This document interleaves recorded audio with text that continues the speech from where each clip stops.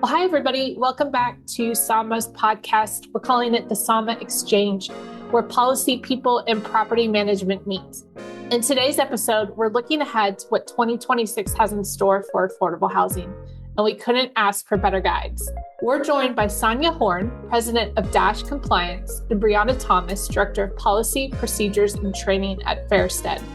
Together, we sit down for a candid, practical conversation about what's coming next, from compliance and policy shifts to real-world operational impacts, and what housing professionals should be thinking about now to stay ahead.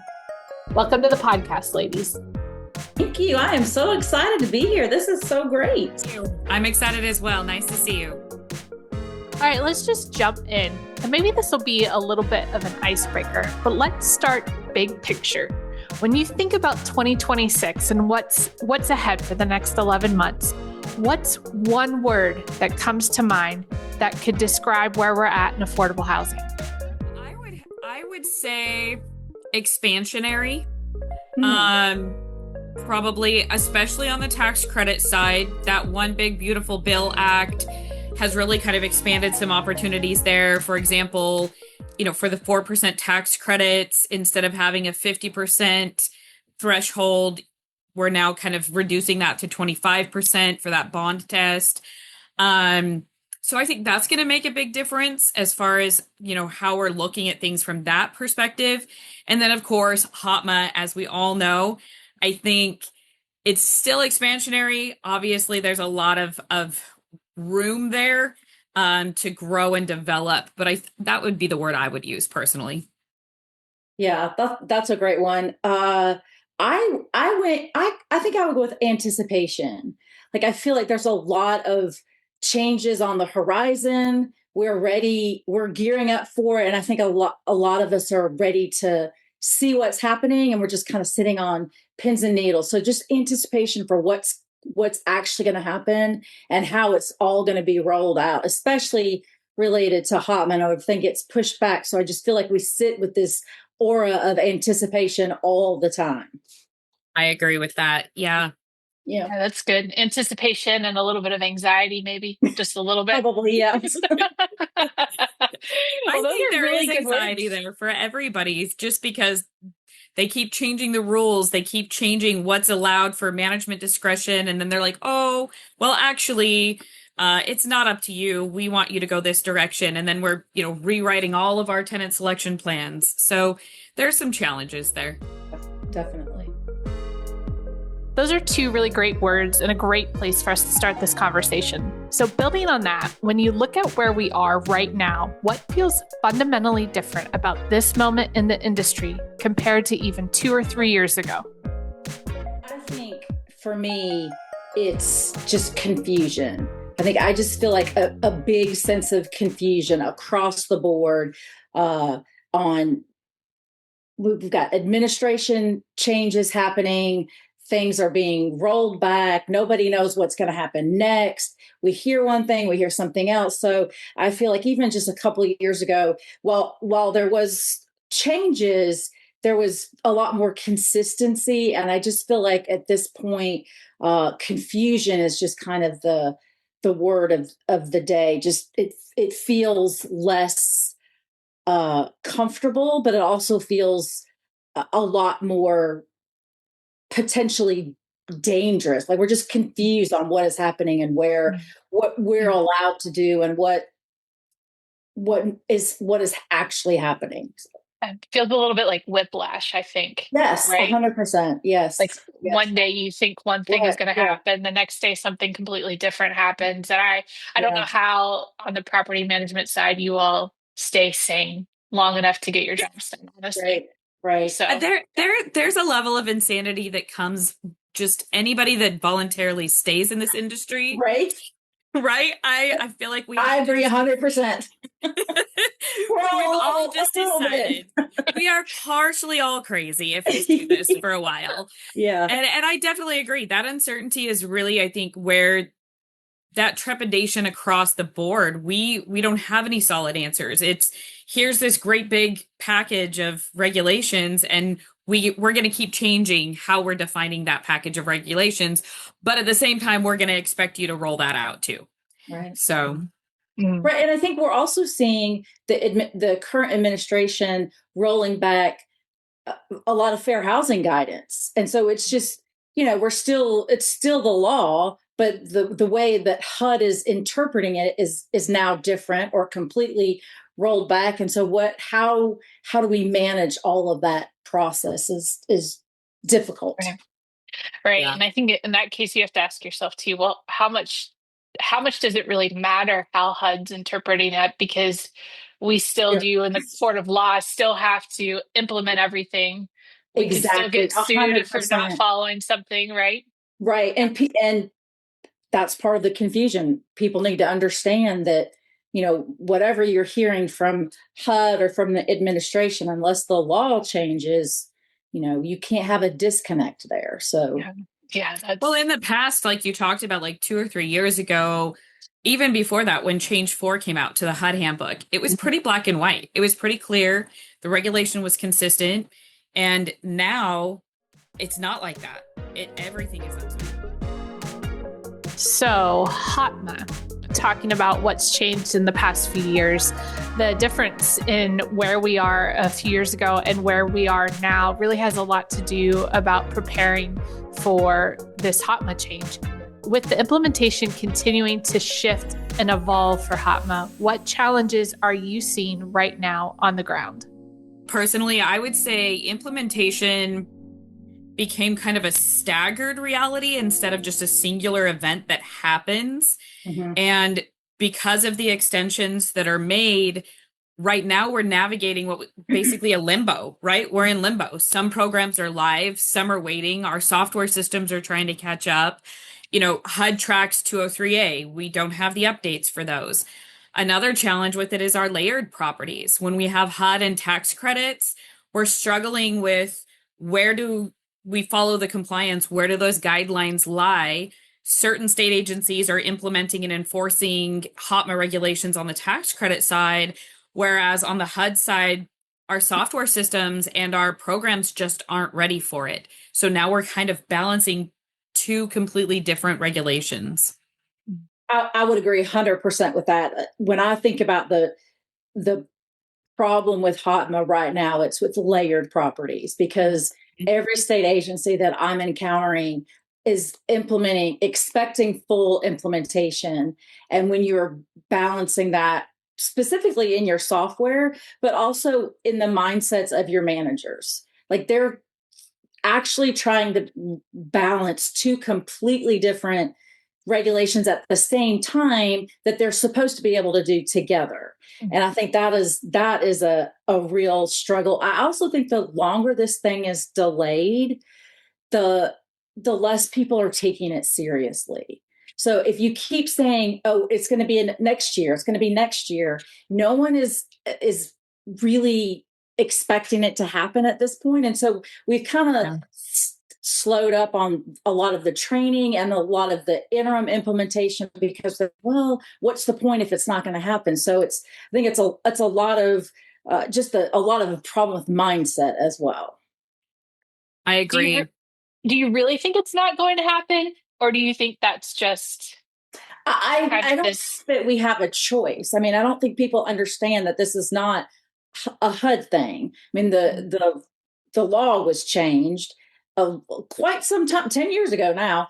And so this is not like optional. It is being delayed because HUD is not prepared for it. So it's definitely going to happen. But I think a lot of it's like the boy who cried wolf. As many times as we say it's going to happen the first of the year and we push it back, the mindset of the on-site staff especially is just like, well, that's probably never going to happen. And so we're just kind of losing a little bit of that sense of importance that we really need to be planning and preparing for this.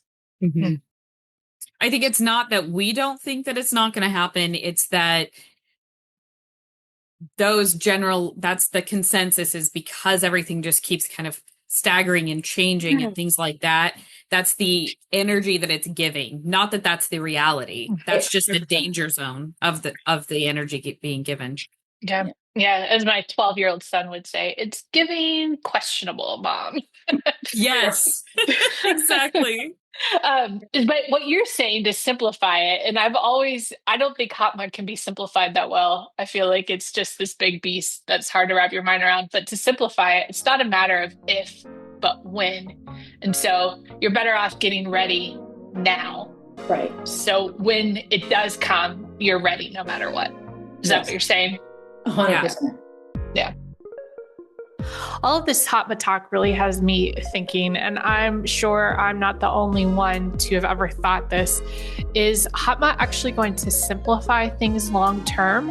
Or are we just moving the complexity somewhere else? Are we just moving the ball to a different spot on the field? Let's see what the ladies have to say. I don't think that it really reduces that compliance burden. I just think it shifts that complexity. Honestly, it kind of reallocates it where, something simplified, sure. For example, you can use one bank statement for a checking account. That streamlines that initial.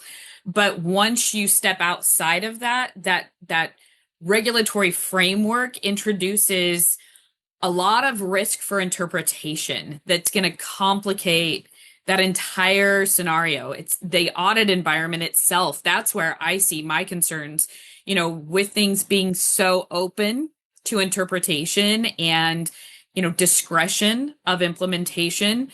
We're going to see the old compliance model not being the same as moving forward. Right.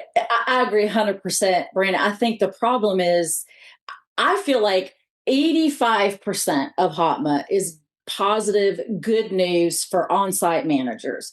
A lot of it is going to reduce their workload potentially if all of the discretionary policies that can be implemented are.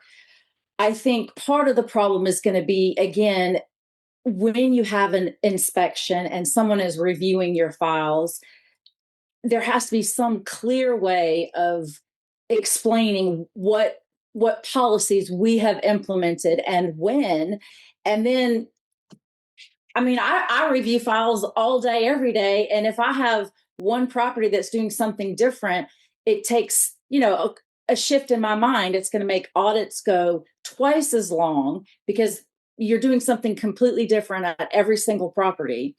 Mm-hmm. I also think some of the fundamental changes in HOTMA that, as a compliance person, I think are great, are mind-boggling to managers. And so yes, a lot of the managers that have been there long term are completely bamboozled by what is happening and the changes that are being implemented. And so there's a struggle there as well, as far as like just changing, letting go of some of the things you've always done and being able to embrace what is good about HOTMA without having anxiety about it. And that's just a matter of retraining people's brains. And that is very difficult to do. So, I honestly think a brand new manager coming in under 100% HOTMA implementation, I think it makes their job easier. I think, but to Breana's point, compliance, the burden of actually making sure people are doing what they're supposed to be per property is going to be expanded significantly. So, knowing all of that, what else can owners, managers, and teams be doing right now to get ready, even while things are still in flux in terms of HOTMA? Well, I am implementing as much as I possibly can on my properties without having to do rent adjustments, manual rent overrides. So if there is any part of HOTMA that we can implement without doing a rent override, we are doing it, including the way we're looking at interims. That's the biggest thing that has helped. And I think by doing it that way, for at least for the managers that I'm dealing with, some of the big confusing significant changes in operations I'm able to kind of implement piecemeal. So I feel like as much as you can implement now, go, even though your contract administrator probably doesn't want you to do it, I say do it.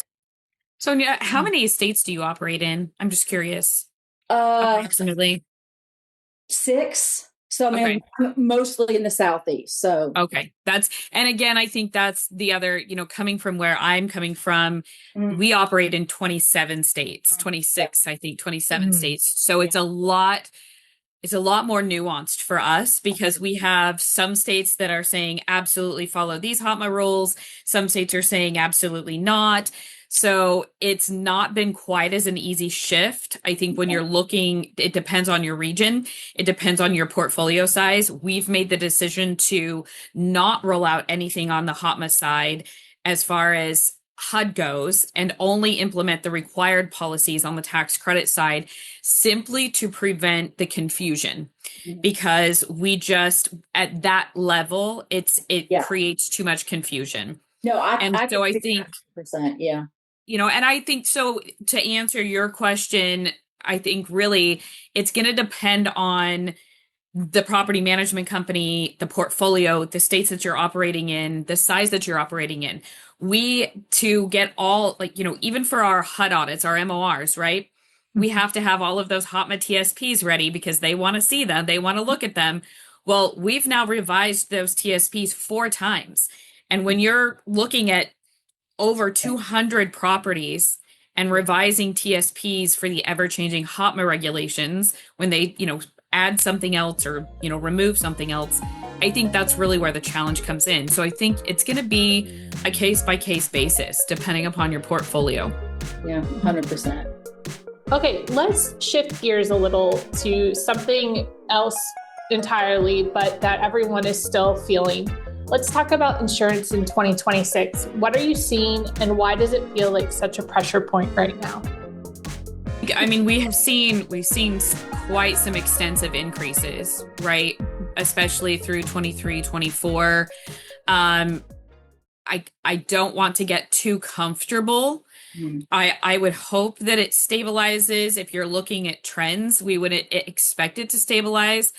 I think the challenge is going to be, for example, our impact on our capital reserves, right? For our HUD Section 8 properties, those annual adjustment factors that are taking place, we're still waiting on those for 2026. I don't really foresee those actually keeping pace with the cost of insurance. So then it's going to transfer over into, diverting funds away from other resources such as cosmetic upgrades, tenant services. We're going to see a lot of things deferred for non-essential items in order for us to cover that insurance premium surplus. So it's going to be a difficult balance. Yeah. And even if the increases are not as significant as we had seen in 23 and 24, just because those annual adjustment factors are not keeping pace, you are still behind the ball. So even a small increase is going to have a big impact financially on a property. So yeah, I think I struggle with how to manage the process of we don't have them. I mean, we don't have the ability to get the money from anywhere else. So you're like Breana said, you are pulling from places that you still need, but you're having to make really hard choices at the property level. What are we going to do without because of this? Even if we're not going to see a big increase in 26, hopefully, but you're still so far behind. And the big question everyone asks when it comes to insurance is what, if anything, can actually help bring those costs down? I think that's the question, right? It's defensive operations, mitigation first management, thinking about where things are at, trying to predict where things are going to be, managing that funding adequately and effectively.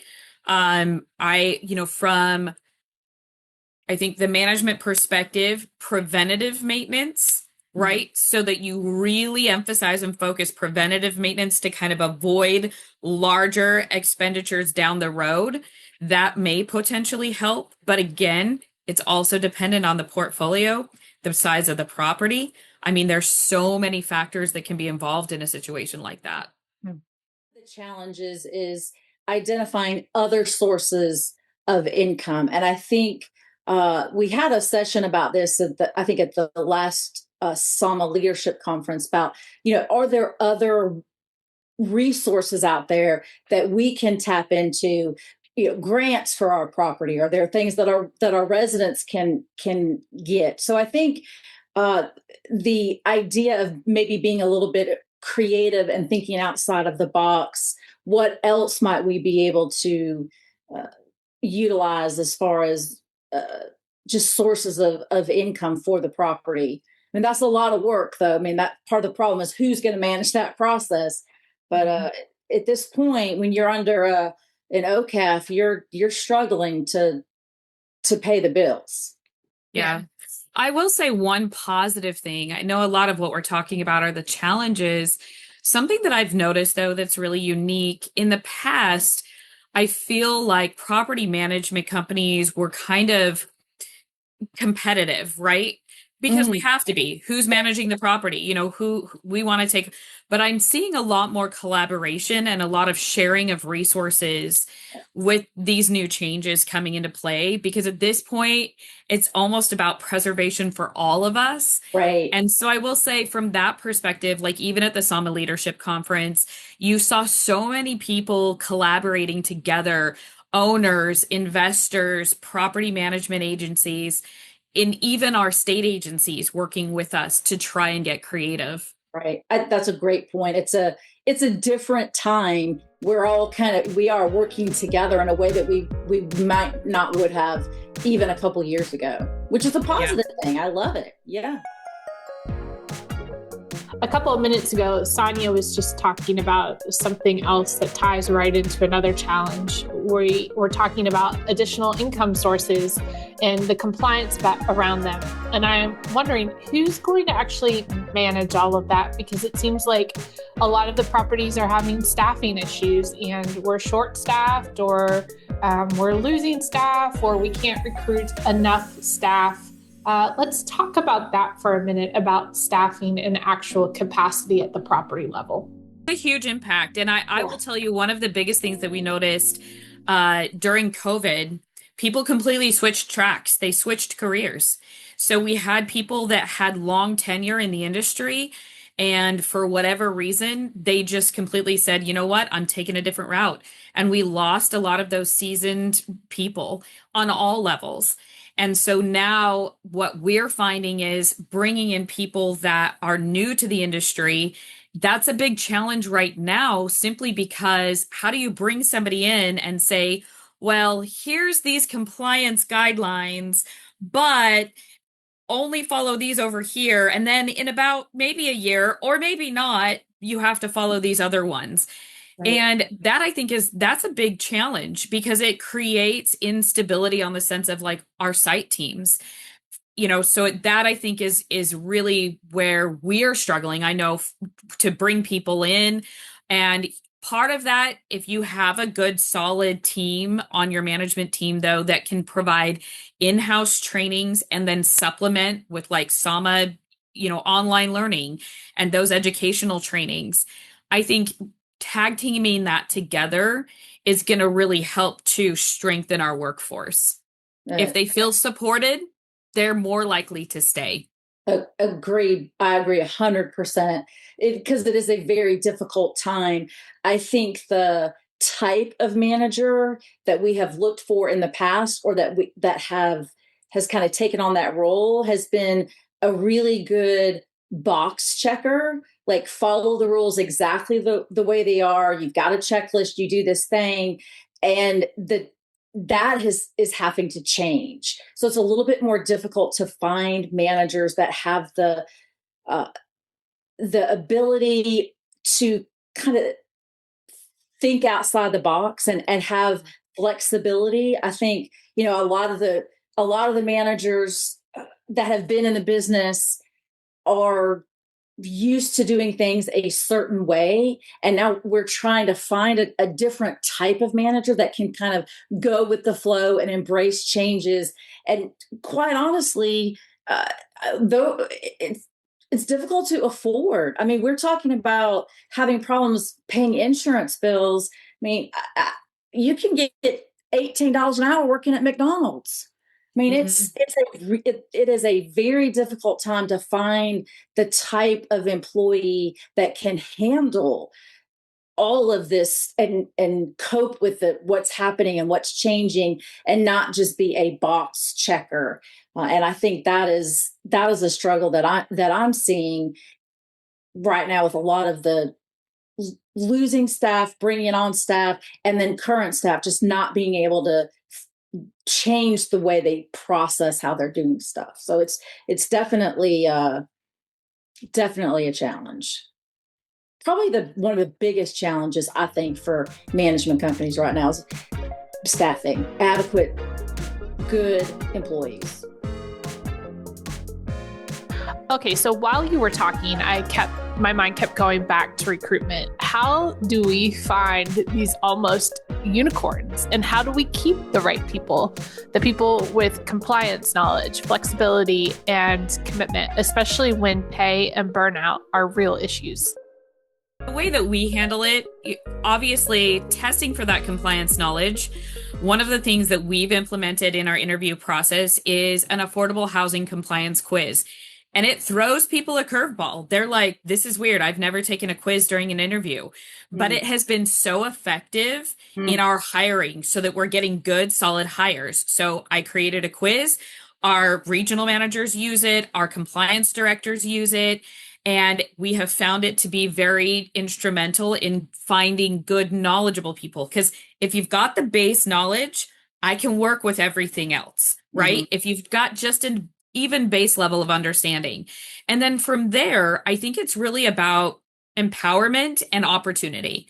Teaching them, showing them, saying, okay, you're going to start out here, but here's the potential of what you have. You could potentially have a career, right? I could go to McDonald's. I could get hired at McDonald's for $18 an hour. But what does that career path look like? Whereas in affordable housing, it's going to be here no matter what.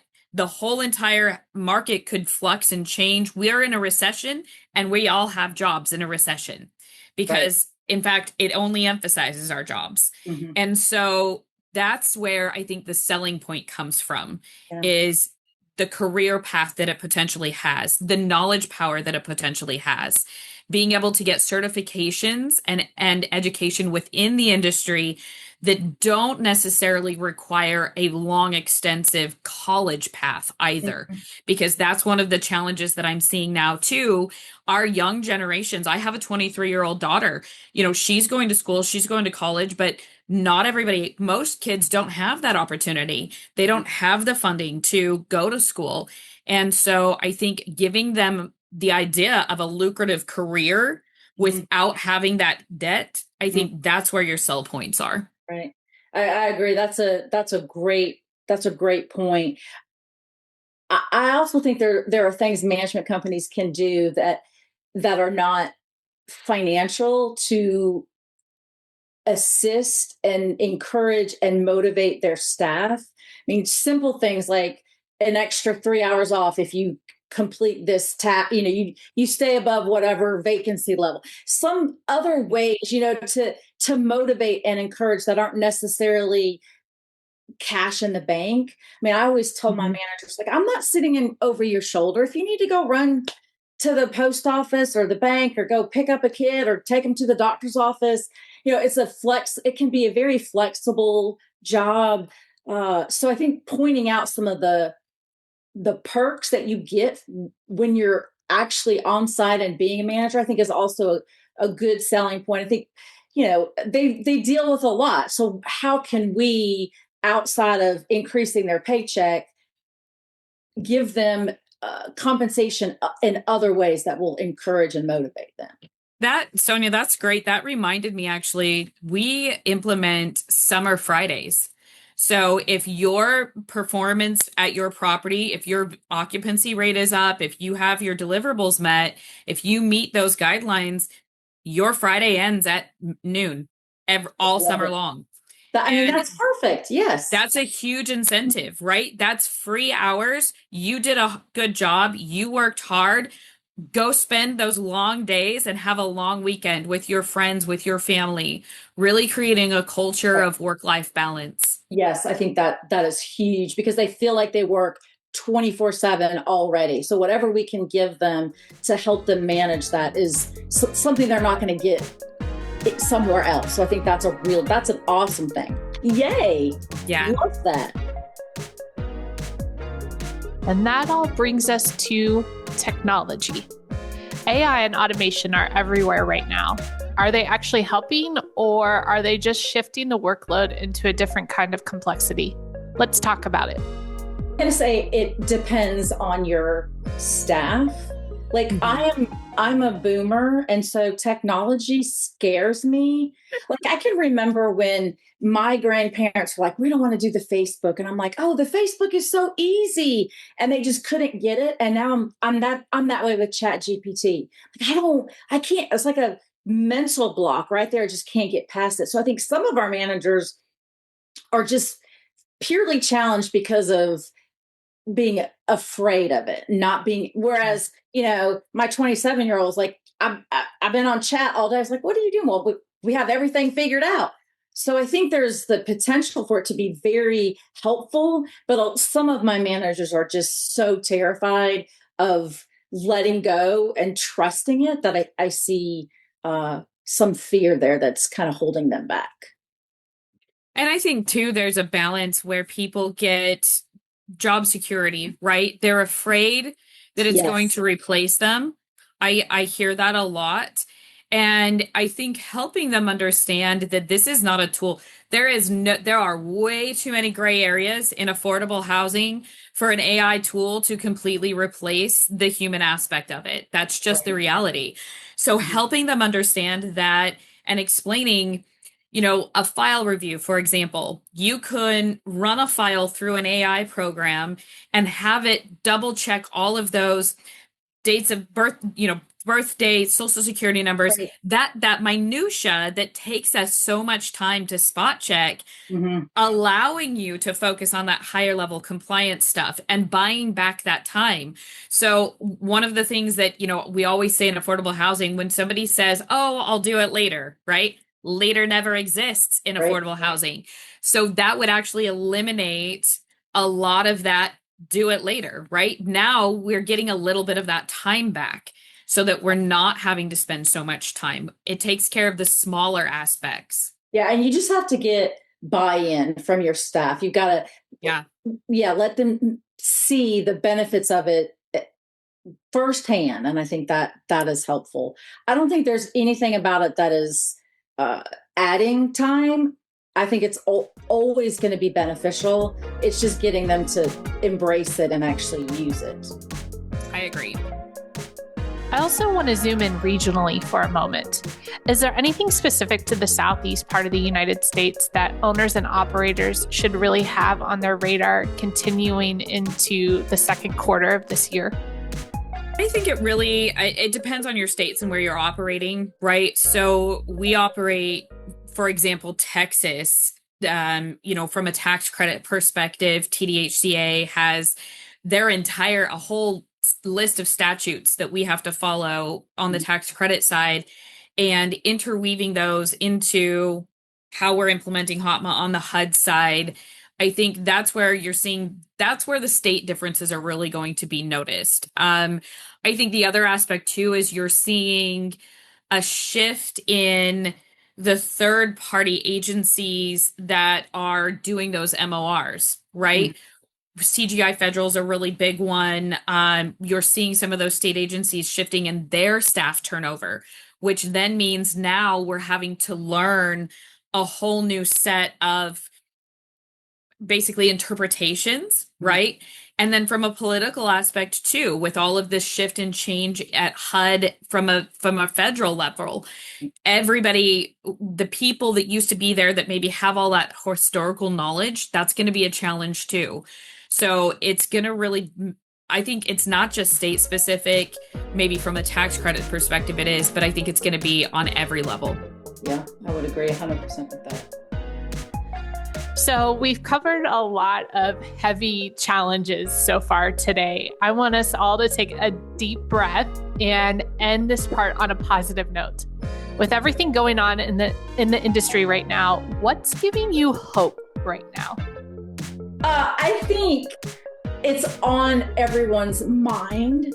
And I think that's always a positive thing. I see there's never enough affordable housing. And I think when everyone at the table is talking about what can we do to preserve affordable housing, from your investors to your regulators to your legislators, it's on everyone's mind. And I think that's very positive, because there has been years in the past where it's just not talked about because everybody was comfortable. And I think the climate that we're in right now is just bringing to the forefront the need for affordable housing, because frankly, even some of our affordable housing is not affordable.